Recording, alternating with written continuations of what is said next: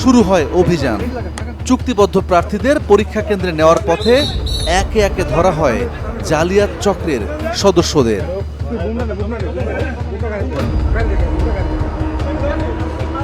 আটক করা হয় সেই মোটরসাইকেল আরোহীকেও।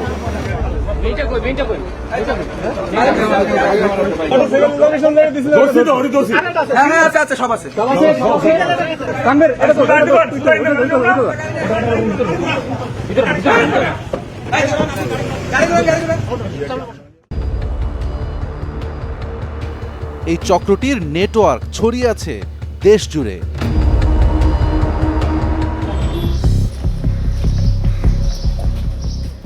পরীক্ষার শুরুর কয়েক ঘন্টা আগে আরেকটি অভিযান শুরু হলো, তবে এবার ঢাকায়।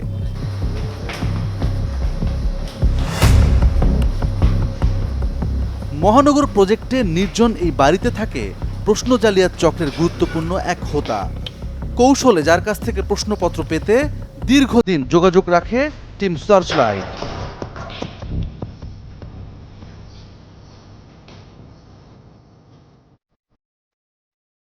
এবার তিনি গোয়েন্দা জালে। জগন্নাথ বিশ্ববিদ্যালয় থেকে পাশ করা এই ব্যক্তি সাইফুল ইসলাম সজীব। প্রশ্ন ফাঁসের অনৈতিক পন্থাই তার একমাত্র উপার্জন।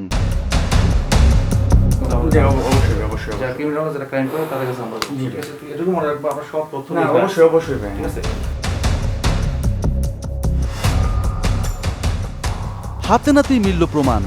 ল্যাপটপে রাখা একটি তালিকা থেকে বেরিয়ে এলো লাখ লাখ টাকার লেনদেন। পাওয়া গেল চুক্তিবদ্ধ পরীক্ষার্থীদের নামও। বোঝা গেল এই চক্রের নেটওয়ার্ক দেশ জুড়ে।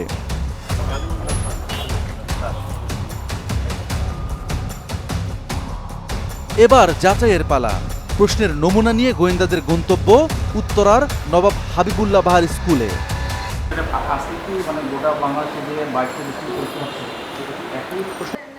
পুলিশ আবিষ্কার করল চক্রটি চুক্তিবদ্ধ প্রার্থীদের সাথেও জালিয়াতি করেছে, অর্থাৎ তাদের দেওয়া প্রশ্নপত্র শেষ পর্যন্ত মেলেনি মূল পরীক্ষায়।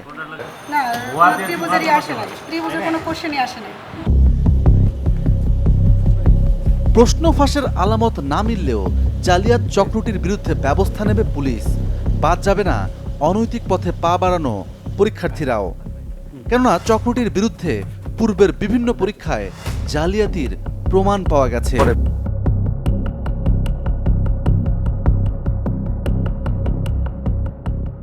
প্রথম ধাপের পরীক্ষায় আরও অন্তত 3টি জেলায় জালিয়াতির ঘটনা ঘটেছে।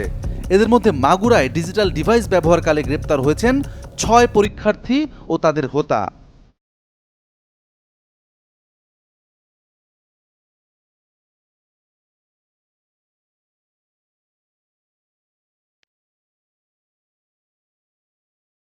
ফিরতে হবে ঢাকায় নিয়োগ পরীক্ষার কেন্দ্রে, যেখানে যোগ্যতার প্রমাণ দিয়ে শিক্ষার্থীরা যেন হাঁপ ছেড়ে বেঁচেছেন।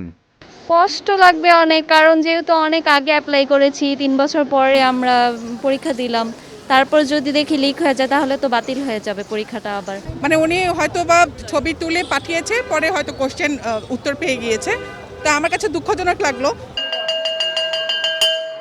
এই নিয়োগ পরীক্ষাটি মূলত আমাদের কোমলমতি শিশুদের জন্য সেরা শিক্ষক খুঁজে বের করারই একটি প্রক্রিয়া। কিন্তু এই প্রক্রিয়ায় যদি জালিয়াতির ঘটনা ঘটে, তবে আমাদের সন্তানেরাই তার নির্মম শিকারে পরিণত হবে। আমার তো মনে হয় এই ধরনের পরীক্ষাতে অনেক বেশি সতর্ক থাকা উচিত, কারণ যেহেতু একটি জাতির শেপ নির্ধারণ হয় একটি ক্লাসরুম থেকে, একটা প্রাথমিক বিদ্যালয় থেকে, এবং সেখানে শিক্ষক মূল প্লেয়ার। সো সেখানে শিক্ষক যদি মেধাবী না হয়, শিক্ষক নিয়োগে যদি দুর্নীতি হয়, তাহলে সেটি এর চেয়ে দুর্ভাগ্যজনক আর কিছু হতে পারে না। শেষ পর্যন্ত নীলা বুঝতে পেরেছেন জালিয়াতির আশ্রয় নেওয়া তার জন্য ঠিক হবে না। তিনি নিজের মেধার উপরই ভরসা রেখেছেন। আত্মবিশ্বাসী নীলা মনে করেন এবার সফলতা তাকে ধরা দেবেই।